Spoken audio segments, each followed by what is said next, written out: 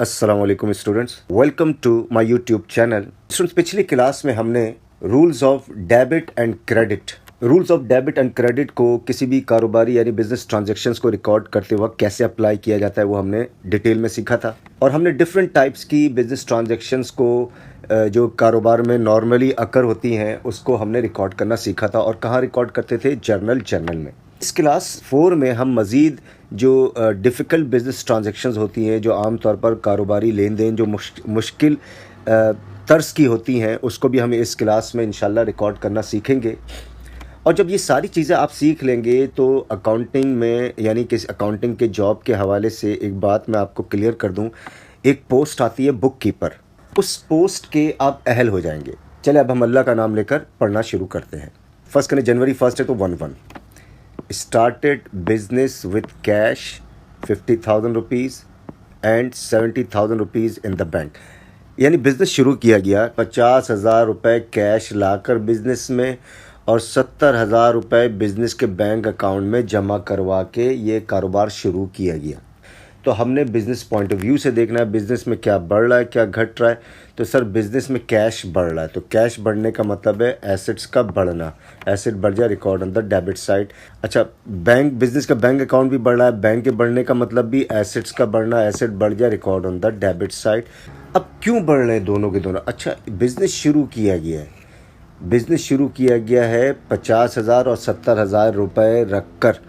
तो इसका मतलब है एक तरीके से ये इन्वेस्टमेंट हुई है। कोई मतलब इन्वेस्टमेंट हुई है, इन्वेस्टमेंट करने से कैपिटल बढ़ जाता है, कैपिटल बढ़ जाए, record on the credit side. अब इसमें देखिए कि 2 डेबिट हुए हैं और 1 क्रेडिट हुआ है। हमने इससे पिछले क्लास 3 में आपने देखा होगा एक ही डेबिट होता था, 1 क्रेडिट होता है। 5 डेबिट्स हो जाएं, 1 क्रेडिट हो जाए, कोई मसला नहीं है। रूल क्या है? डेबिट की अमाउंट को क्रेडिट के अमाउंट के बराबर होना चाहिए। तो यही डबल एंट्री सिस्टम है। ठीक है student, next, purchase typewriter for ₹15,000। तो जब टाइपराइटर ख़रीदा गया या तो उधार पे ख़रीदा जाता है या उसी वक्त कैश की अदायगी हो जाती है। अब ओनर ने जो पेमेंट की है, owner paid from his own private funds. तो ओनर ने ये जो 15,000 रुपये की जो ओनर पेमेंट कर रहा है ये अपने प्राइवेट फंड से कर रहा है। अब इस तरह की ट्रांजैक्शंस को कैसे रिकॉर्ड किया जाए? टाइपराइटर ख़रीद रहे हैं, टाइपराइटर बिजनेस में आ रहा है, बिजनेस पॉइंट ऑफ व्यू से सोचना है। एसेट्स बढ़ जाए, एसेट बढ़ जाए, record on the debit side, तो टाइपराइटर डेबिट। अब देखें, ये प्राइवेट फंड से इसकी पेमेंट हो रही है, बिजनेस के बैंक अकाउंट से पेमेंट नहीं हो रही है। अगर बिजनेस के बैंक अकाउंट से पेमेंट होती तो बैंक क्रेडिट होता इधर, लेकिन इधर तो बैंक के थ्रू पेमेंट नहीं हो रही, प्राइवेट फंड से पेमेंट हो रही है। तो हम यहाँ पर ये कंसीडर करेंगे कि ओनर ने अपने प्राइवेट फंड से पेमेंट की है। तो इसका मतलब ये हुआ ओनर ने अपनी यानी एक तरीके से कैपिटल को अपने बिजनेस में मज़ीद बढ़ा दिया, तो कैपिटल क्रेडिट होगा। ओनर क्लेम करेगा कि भाई ये टाइपराइटर जो 15,000 का बिज़नेस के लिए ख़रीदा जा रहा है, इसकी उसूलन पेमेंट होनी चाहिए बिज़नेस के बैंक अकाउंट से या बिज़नेस के कैश से, लेकिन ये पेमेंट मैं अपनी जेब से ख़ुद कर रहा हूँ। तो ये मेरी फर्दर इन्वेस्टमेंट हो गई है मेरे अपने बिजनेस में। तो कैपिटल क्रेडिट, और कैपिटल बढ़ जाए, record on the credit side. Right students, next, Naeem a customer paid us cash 2,450 and allowed him discount 50 rupees. तो नईम एक कस्टमर है, उसने हमें पेमेंट की 2,400। अब क्यों पेमेंट कर रहा है? यकीनन कोई चीज़ उधार पर बेची होगी। तो हमने बिज़नेस पॉइंट ऑफ व्यू से सोचना, बिज़नेस में क्या बढ़ रहा, क्या घट। सर कैश तो आ रहा है, तो कैश आने का मतलब है एसेट्स का बढ़ना, एसेट बढ़ जाए, record on the debit side, तो कैश डेबिट। अच्छा, अब हमने अलाउड हिम डिस्काउंट, यानी हमने नईम को दिया डिस्काउंट कितने का? 50 रुपये का। अब डिस्काउंट हमने दिया है, तो ये डिस्काउंट का देना हमारे लिए क्या बन गया? सर ये तो एक्सपेंस बन गया, और एक्सपेंस भी बढ़ जाए, record on the debit side, तो डिस्काउंट एक्सपेंस। अब ये पैसे नईम से हमें नहीं मिलेंगे, ना 2,450 मिलेंगे। आपको डिस्काउंट देने का शौक़ था 50 रुपये, ये भी नहीं मिलेंगे। तो हमारे रिसीवेबल्स बढ़ते कब है? जब उधार पर बेचते हैं। तो उधार पर बेचा होगा तो हमारे अकाउंट रिसीवेबल बढ़ गए होंगे। अब हमारे पास पैसे आ गए हैं और डिस्काउंट भी दे दिया, अब हमारे अकाउंट रिसीवेबल बढ़ेंगे नहीं बल्कि घट जाएंगे। और अकाउंट रिसीवेबल घट जाए, record on the credit side. और अकाउंट रिसीवेबल के घटने का मतलब है एसेट्स का घटना, एसेट घट जाए, record on the credit side. तो अकाउंट रिसीवेबल क्रेडिट तो कितने से घट जाएंगे? 2500 से। Right students. Next, Aslam a customer which owed business 1000 rupees was declared bankrupt. Aslam एक कस्टमर था, यानी बिजनेस को देने थे 1000 रुपये। अब वो डिक्लेयर्ड हो गया बैंकरप्ट, यानी उसका दिवालिया निकल गया। अब हमने बिज़नेस पॉइंट ऑफ व्यू से सोचना है। अब ये 1000 रुपये तो असलम भाई से नहीं मिलेंगे क्योंकि असलम भाई का बैंकरप्ट हो गया, दिवालिया निकल गया। बिजनेस के लिए तो सर ये एक्सपेंस बन गया, अब तो ये पैसे नहीं मिलेंगे। तो अब ये पैसे नहीं मिलेंगे, उसे अकाउंटिंग में कहते हैं बैड डेट, और एक्सपेंस है ये, और एक्सपेंस बढ़ जाए, record on the debit side. ये है बैड डेट एक्सपेंस। अब किससे नहीं मिले? ये एक्सपेंस क्यों बना? क्योंकि असलम से हमने लेने थे, लेकिन असलम के बिजनेस का हो गया, दिवालिया निकल गया। तो अकाउंट रिसीवेबल जब तक मिलने की उम्मीद होती है, अकाउंट रिसीवेबल बढ़े हुए होते हैं। अब इधर अकाउंट रिसीवेबल बढ़ गया या घट गया? सही, ये तो घट गया क्योंकि अब तो नहीं मिलेंगे। तो अकाउंट रिसीवेबल के घटने की दूसरी वजह हमें पता चल गई, पैसे के डूब जाने से भी अकाउंट रिसीवेबल घट जाता है।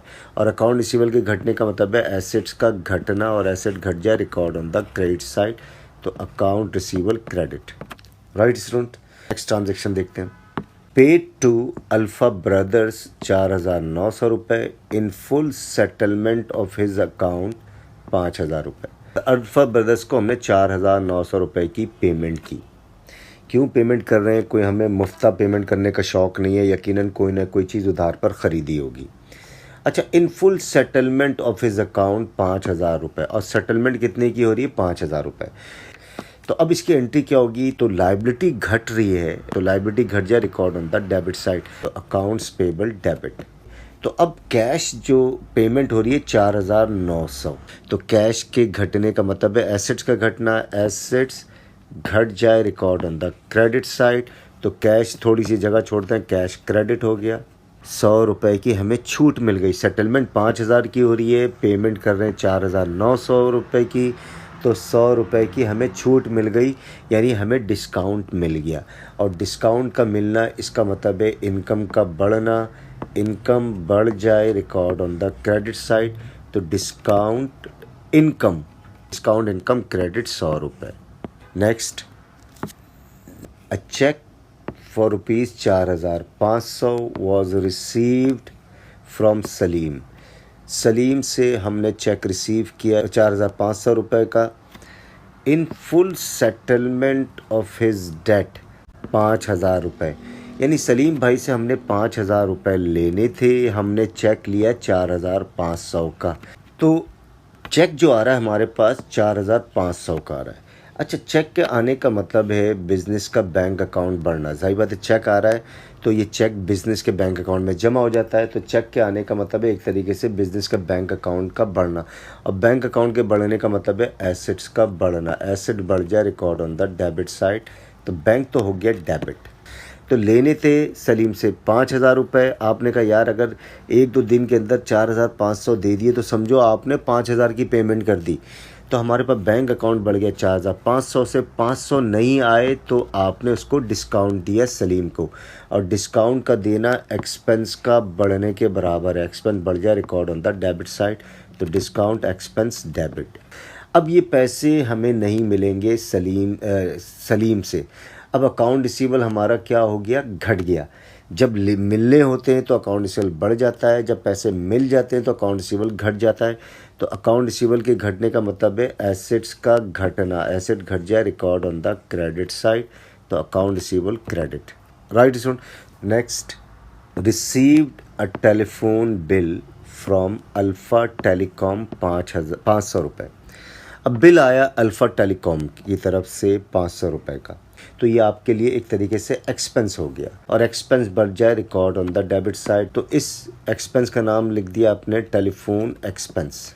अब बिल आया किसकी तरफ से? अल्फ़ा टेलीकॉम की तरफ से। अभी बिल आया, फ़ौरन पेमेंट नहीं हुई, बल्कि इस कंपनी को पेमेंट करनी है 500 रुपये की। तो अब हमारी लायबिलिटी भी बढ़ गई, और लायबिलिटी बढ़ जाए, record on the credit side. तो अब हम लिखेंगे अकाउंट्स पेबल नहीं लिखेंगे। अकाउंट्स पेबल उस वक्त इस्तेमाल करते हैं जब कोई चीज़ उधार पर ख़रीदते हैं। अब यहाँ पर हम लिखेंगे telephone bill payable credit. Next, owner brought computer ₹25,000 for his business. Owner brought, owner लाया कंप्यूटर 25,000 मालियत का फॉर हिज बिजनेस, अपने बिजनेस के लिए। अब ये ख़रीद नहीं रहा है, बल्कि इसके घर पे कंप्यूटर एक्स्ट्रा पड़ा हुआ था, वो अपने बिजनेस में लगा दिया उसने। तो अब जाहिर बात है हमने बिज़नेस पॉइंट ऑफ व्यू से सोचना है बिज़नेस में क्या बढ़ रहा है क्या घट रहा है। सर कंप्यूटर तो बिज़नेस में आ रहा है, तो कंप्यूटर के आने का मतलब है एसेट्स का बढ़ना, और एसेट्स बढ़ जाए record on the debit side, तो कंप्यूटर तो हो गया डेबिट। अब ये ख़रीदा नहीं जा रहा है, बल्कि ओनर अपने समझें घर से ये कंप्यूटर अपने बिज़नेस में लेकर आ रहा है, तो एक तरीके से ओनर की मज़ीद इन्वेस्टमेंट हो गई उसके अपने बिज़नेस में, तो ओनर्स का कैपिटल भी बढ़ गया, और कैपिटल बढ़ जाए record on the credit side. Right student. Next, owner withdrew furnitures 1,200 रुपये from his business for personal use. यानी ओनर ने विड्रू माने निकाला, ओनर ने निकाला फर्नीचर्स 1,200 मालियत का अपने बिज़नेस में से पर्सनल यूज़ ज़ाती इस्तेमाल के लिए निकाला। तो हमने बिज़नेस के पॉइंट ऑफ व्यू से सोचना है बिज़नेस में क्या बढ़ रहा क्या घट रहा। सब बिज़नेस में फ़र्नीचर बिज़नेस में से निकल रहा है, क्योंकि ज़ाती इस्तेमाल के लिए ओनर्स अपना फ़र्नीचर बिज़नेस का फ़र्नीचर अपने घर में लेकर जा रहा है ज़ाती इस्तेमाल के लिए। तो फर्नीचर्स तो घट रहा है, फर्नीचर्स का घटने का मतलब है एसेट्स का घटना, एसेट घट जाए record on the credit side, तो क्रेडिट तो मिल गया फर्नीचर।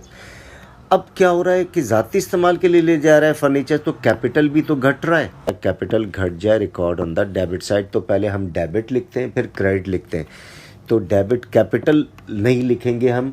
अब कैपिटल के घटने का रीज़न लिखेंगे, कैपिटल घट किसकी वजह से रहा है सर, ड्राइंग, तो ड्राइंग डेबिट होगा, क्योंकि कैपिटल डेबिट में नहीं लिखते, उसके घटने का रीज़न लिखते हैं। इधर कैपिटल क्यों घट रहा है, ड्राइंग की वजह से, तो ड्राइंग डेबिट।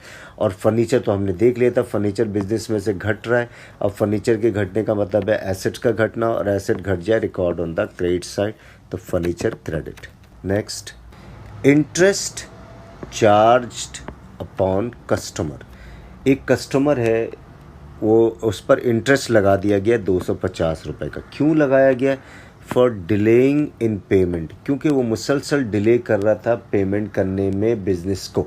तो अब हमारे लिए ये इंटरेस्ट का देना कंसीडर हम इसको करेंगे या लेना कंसीडर। सर ये तो इंटरेस्ट हम चार्ज कर रहे हैं कस्टमर पर, तो ये तो पैसे हमें मिलेंगे, तो इंटरेस्ट रिसीवेबल डेबिट। ये अकाउंट रिसीवेबल नहीं कहलाएगा। अकाउंट रिसीवेबल का लफ्ज़ उस वक्त वजूद में आता है जब चीज़ों को उधार पर बेचा जाए। यहाँ पर चीज़ों को उधार पर बेच चुके हैं, बल्कि उस पर इंटरेस्ट ले रहे हैं, तो इंटरेस्ट रिसीवेबल डेबिट।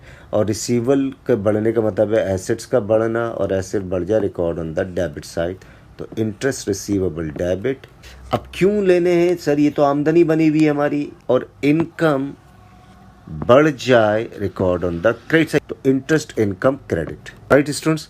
तो देखा स्टूडेंट्स, हमने 10 एंट्रियाँ सीखी हैं जो बिल्कुल पिछली क्लास से क्लास 3 से हटकर एंट्रीज़ थी, और ये entry normally difficult entries consider की जाती हैं। तो इन एंट्रीज़ की भी प्रैक्टिस करें जो क्लास 4 में करवाई गई हैं, और क्लास 3 में जो एंट्रीज सिखाई गई हैं उनकी भी बड़ी ज़बरदस्त तरीके से प्रैक्टिस करें।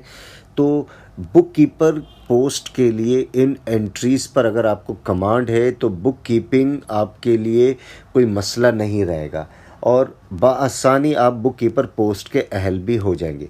तो स्टूडेंट्स, आई होप आपको ये तमाम एंट्रीज़ बहुत अच्छी तरीके से समझ में आ गई होगी। Still, if you have doubt, you can write on a comment box. And students, don't forget to subscribe my channel. अगली वीडियो में अकाउंटिंग की ये कुछ नई चीज़ों के साथ इंशाल्लाह आपके पास मौजूद होंगे। ये तमाम क्लास को लाजमन सीखें आप। तो अगली क्लास तक के लिए खुदा हाफिज़।